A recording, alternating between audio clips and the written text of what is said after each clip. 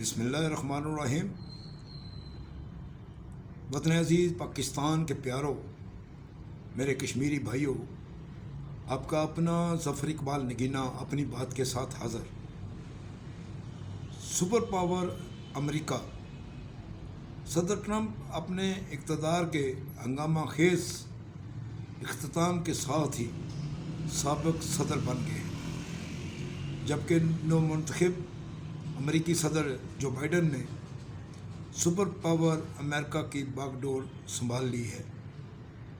دنیا بھر میں جو بائیڈن کے امریکہ کے صدر بن جانے پر ان کے عرصہ اقتدار میں امکانی تبدیلیوں پر جو قیاساریاں مثبت انداز میں بام عروج پر تھی، وہ جو بائیڈن کے انتظامیہ کے نامزد وزیر خارجہ کی میڈیا سے گفتگو کے ساتھ ہی زمیں بوس ہو گئی ہیں۔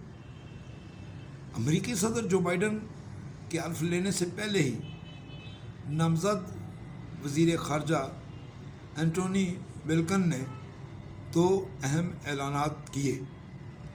پہلا اعلان بیت المقدس کے حوالے سے ہے۔ ان کا کہنا تھا کہ بیت المقدس کو اسرائیل کا حصہ تسلیم کرنے کا ٹرمپ کا فیصلہ واپس نہیں لیں گے، جبکہ دوسرا اعلان ایران سے متعلق تھا کہ ایران کو جوہری ہتھیار بنانے سے روکنا امریکہ کی ذمہ داری ہے۔ ان بیانات کے تناظر میں اگر دیکھا جائے تو ان میں مسلمانوں کی خیر خواہی کی کوئی خبر نہیں ہے۔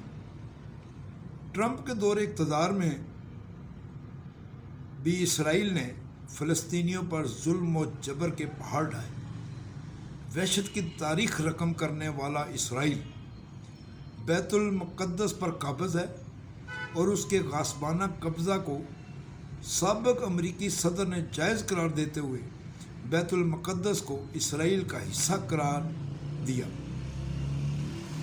اور ٹرمپ کے اس فیصلہ پر مہر تصدیق ثبت کرتے ہوئے جو بائیڈن انتظامیہ کے نامزد وزیر خارجہ اینٹونی بلنکن نے حلف برداری کی تقریب سے پہلے جو بائیڈن حکومت کی پالیسی واضح کر دی، جبکہ ایران کو جوہری ہتھیار بنانے سے روکنا امریکہ کی ذمہ داری قرار دے دیا۔ جو بائیڈن کے اقتدار میں آنے سے جو توقعات وابستہ کی گئی تھی کہ وہ اقتدار میں آ کر مثبت اقدامات کریں گے اور ٹرمپ کے ان فیصلوں پر نظر ثانی کر کے اسلامی ممالک کے تحفظات دور کریں گے، لیکن امریکی وزیر خارجہ کے ان بیانات نے یہ باور کرایا ہے کہ اسرائیل کی فرعونی طاقت شیطانی عمل کو تسلیم کر لیا جائے، اور کسی اسلامی ملک کو اپنے دفاع میں جوہری ہتھیار بنانے کی اجازت نہیں دی جا سکتی۔ کتنے دکھ اور افسوس کی بات ہے کہ ابھی جو بائیڈن نے حلف نہیں لیا تو اس کے وزیر خارجہ نے پالیسی بیان دے دیا۔ سپر پاور امریکہ، فرعونی طاقت کا گھمنڈ، تکبر، غرور، ظلم، جبر اور وحشت کی انتہا۔ امریکی حکمرانوں کو کرونا جیسی موذی مرض میں بھی آ کر لاکھوں جانیں ضائع ہونے پر بھی کوئی سبق نہیں سیکھا۔ روئے زمین پر سپر پاور کہلانے والے امریکہ کو یہ خبر ہونی چاہیے کہ دو جہانوں کی بھی ایک سپر پاور صرف اور صرف رب ذوالجلال کی ہے، جو پلک جھپکنے میں پہاڑوں کو بھی ریزہ ریزہ کر سکتا ہے اور زمین کے اندر سے ایک ہی جھٹکے سے نظام زندگی کو مفلوج کر سکتا ہے۔ سپر پاور امریکہ۔ امریکہ کے نو منتخب صدر جو بائیڈن اور وزیر خارجہ اینٹونی بلنکن کے پاس اس سوال کا جواب ہے کہ بیت المقدس پر اسرائیل کا ناجائز قبضہ، فلسطینیوں پر ڈھائے جانے والے مظالم کو روکنے کی ذمہ داری کیوں نہیں لیتا؟ بھارتی مقبوضہ کشمیر میں بھارتی فوجی درندوں کا غاصبانہ قبضہ، کریک ڈاؤن، لاک ڈاؤن، کشمیری نوجوانوں، بزرگوں اور بچیوں کو گولیوں کا نشانہ بنانا، کشمیری عورتوں اور جوان بچیوں کے ساتھ گینگ ریپ کرنا، کیا امریکہ اس کو روکنے کی ذمہ داری قبول کرے گا؟ اس کی ذمہ داری قبول کیوں نہیں کرتا؟ اسرائیل اور بھارت کے ظلم و جبر اور وحشت کو ختم کرنے کی ذمہ داری امریکہ کیوں نہیں لے رہا؟ اگر امریکہ ان ذمہ داریوں کو قبول نہیں کرتا تو اس کا مطلب یہی ہے کہ اس ظلم، جبر، وحشت، بربریت کے پیچھے امریکہ ہے۔ بھارت اور اسرائیل کو امریکہ کی پشت پناہی حاصل ہے۔ سپر پاور امریکہ پہلے ہی عذاب الہی کا شکار ہے۔ مظلوم کشمیریوں کی آہ و پکار عرش مولا پر رسائی پا رہی ہے۔ تو امریکہ عذاب الہی کا شکار ہوتا جا رہا ہے۔ پوری دنیا میں اس کے تکبر، غرور، فرعونیت کو ملیہ میٹ ہوتے دنیا دیکھے گی۔ امریکی صدر جو بائیڈن اور امریکی وزیر خارجہ نے اپنے دور اقتدار کے آغاز ہی سے دنیا بھر کے مسلمانوں کی نفرت و حقارت پانے کا اعزاز پا چکے ہیں۔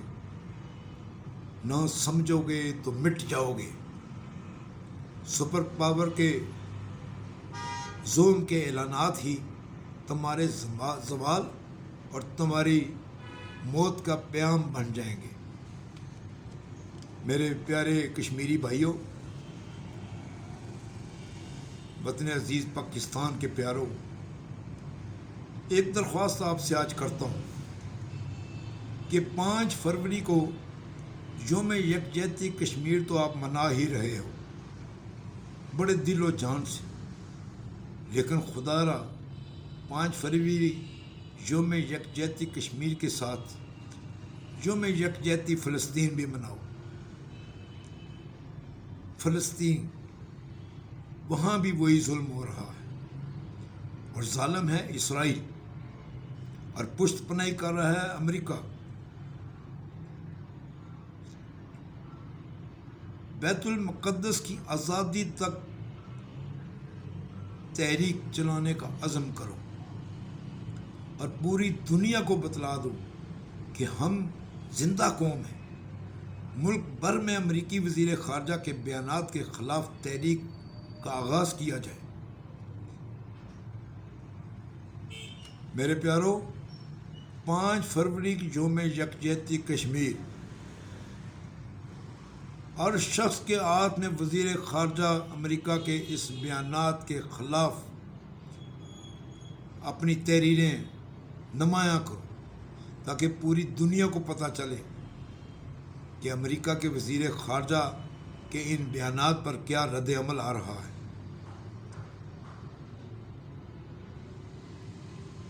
میں حیران ہوں